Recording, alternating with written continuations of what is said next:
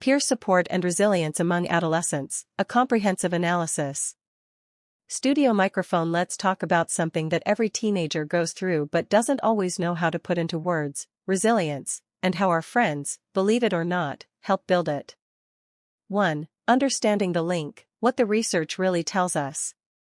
You know, one of the most powerful forces in a teenager's life isn't just school or family, it's their peers.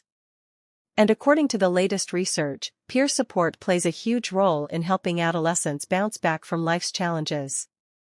When teens feel supported by their friends, they're not just happier, they're better at managing emotions, solving problems, and staying hopeful even when things get tough. This isn't just a nice idea, it's backed by solid theory. Remember Bronfenbrenner's ecological systems theory? It highlights how relationships in our closest circle, our microsystem, shape who we become. And that includes our peer groups. Friends aren't just for fun. They're emotional lifelines. Then there's the ordinary magic idea from Masten's resilience theory. It suggests that resilience doesn't come from something extraordinary, it's built from everyday things, like having a friend who listens. And Bandura's social learning theory? It reminds us that teens often mirror the behavior they see. So when someone in a group models healthy coping, others often follow. This all lines up with previous studies. Werner and Smith's work from way back in 1982 found that strong peer relationships helped high-risk teens thrive. And more recently, Ruger and colleagues confirmed that peer support is deeply tied to psychological resilience. Especially during adolescence, when emotions are intense and identity is still forming, having supportive peers can be a real game-changer. Headphone. Have you ever leaned on a friend when things felt heavy? Stick around, because we're diving deeper into how that kind of support shapes not just our mood, but our future. 2. What this means for schools, families, and communities. So, what do these findings mean in real life? Well, first off, it reshapes how we understand resilience in teens. It's not just about grit or family support, it's about the people they hang out with every day. Friends aren't a distraction, they're an essential part of the growth journey. This insight is gold for educators and school counselors. Imagine creating school programs where peer bonding is encouraged, not just academically, but emotionally too. Things like mentorship circles, group activities, or even informal hangouts where students can be real with each other. These setups let teens open up, feel seen, and learn how others cope, without pressure or judgment. And for policymakers? There's a real opportunity here. Why not design mental health strategies that place peer support front and center? Peer ambassador programs, where students are trained to listen, understand, and help, could make schools feel more human, more connected. Not only does this strengthen resilience, but it also cuts down on bullying and isolation. In places where mental health resources are limited, especially in rural or underfunded areas, building on peer support could be the smart, sustainable path forward. It's low-cost, culturally adaptable, and already embedded in teen culture. Headphone. Can you imagine a school where students help each other grow, not just academically, but emotionally too? Let's keep going, there's more to unpack. 3. The bigger picture: what helps, what hurts. Let's be honest, peer support isn't always sunshine and encouragement. Sometimes, the influence of peers can be a double-edged sword. But first, the good news. When teens are in a space where they feel safe, accepted, and free from judgment, magic happens. They start to talk, to open up, and to cope better. This ties into the self-determination theory by Deci and Ryan, which says feeling connected and understood is a basic human need, and when that need is met, well-being grows. In such groups, teens not only feel better, they behave better. They become more emotionally intelligent, empathetic, and skilled at resolving conflicts. It's like a ripple effect: one teen models resilience, and the rest begin to follow. But here's the catch: not all peer influence is positive. Some teens get pulled into circles where risky behaviors, like skipping school, using substances, or shutting down emotionally, are normalized. And in those settings, resilience can actually weaken. That's where Jessier's problem behavior theory comes in. It reminds us that teens tend to mirror the values of their closest group, whether for better or worse. Gender plays a role, too. Girls often lean into emotional sharing and support, while boys might prefer shared activities or humor to cope. So one-size-fits-all peer support programs? Not going to cut it. They need to be tailored to these differences. Culture matters as well. In collectivist societies, peer support is part of the norm. But in individualist cultures, teens might feel like asking for help is a sign of weakness. That mindset can get in the way of building strong peer connections. Headphone ever seen a friend group lift each other up, or tear each other down? The people around us shape us more than we think. Let's see what this means for future research and real-world action.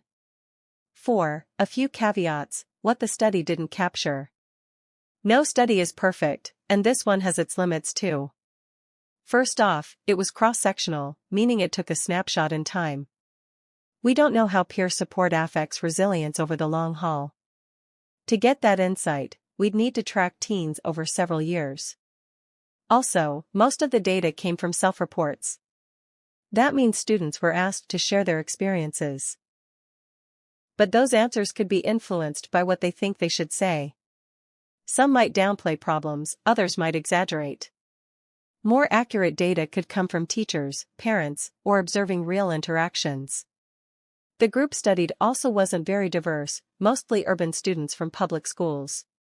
So while the results are insightful, they might not reflect what's happening in rural areas or among different cultural or socioeconomic groups. And here's something else, the term peer support can mean a lot of things: emotional comfort, study help, giving advice, or just having fun together. Future studies could dig deeper into what types of peer support matter most. Lastly, we live in a digital world, and this study didn't explore online peer support. For today's teens, group chats, Instagram DMs, or even anonymous forums can be sources of support or stress. Understanding the role of digital spaces is going to be crucial moving forward. Headphone makes you wonder. How much of our resilience comes from our digital friendships? Let's wrap things up with where we go from here. 5. Where do we go next? Future directions. So what's next? If we want to really understand how peer support helps teens grow resilient, we need more in-depth research. Long-term studies would help us see how peer relationships evolve as teens move through school, face life changes, or enter adulthood. Do those early support systems last? And do they still matter later on? We could also test different peer support programs in schools.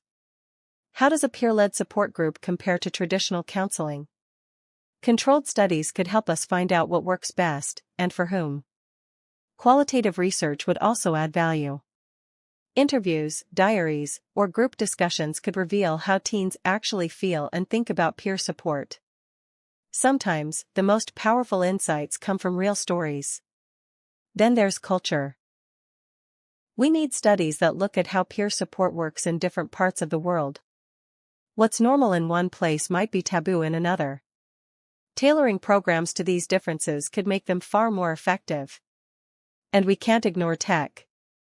Teens are spending more time online than ever. How they connect, support, and influence each other digitally needs serious attention in resilience research. Finally, collaboration is key. Psychologists, educators, sociologists, and digital media experts should come together to create strategies that actually work in the real world. Headphone curious about how all this ties together in real life? We're almost there, let's wrap it up with the big picture.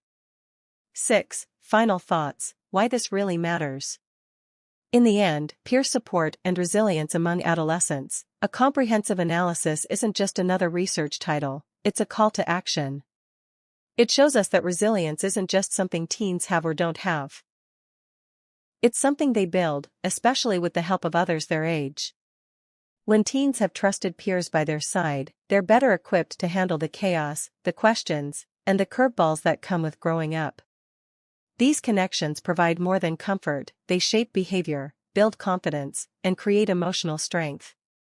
This means that schools, counselors, and policymakers can no longer treat peer dynamics as background noise. They are central to adolescent development.